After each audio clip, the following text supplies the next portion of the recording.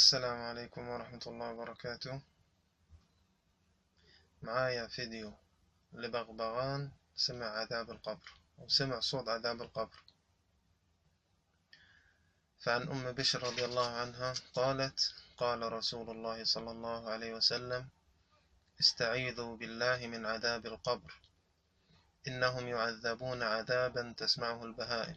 صدق رسول الله صلى الله عليه وسلم. اللهم إنا نعوذ بك من عذاب النار ومن عذاب القبر ومن فتنة المحيا والممات ومن فتنة المسيح الدجال. اللهم اغفر لنا وارحمنا إذا صرنا إلى ما صاروا إليه. اتفرج الفيديو. The parrot, his name is Tariq Wardle. His mom went to the graveyard to visit her grandmother's grave.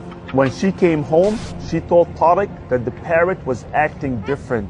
He instantly remembered the hadith of the Prophet ﷺ when he said, when the kuffar are put in their graves, everything can hear their screams and their shouts except al-thaqalain, al-ins wal-jinn. So he took the parrot back to the graveyard and he recorded. Watch what happened. See now, subhanAllah, the parrot before he was happy. Now look. Her behavior just changed and now she's nuts. Allahu Akbar. See what he's saying? The behavior of the parrot changed. She's not happy anymore. I'm getting creeped out right now. SubhanAllah. You know how parrots, they mimic the voice that they hear? Look at the screams, the high-pitched screams. She's looking down. Allahu Akbar. Allahu Akbar. Allah. Oh my God. Allahu Akbar. What is he seeing? Allahu Akbar. Oh, she's getting scared. Over here. She's ripping.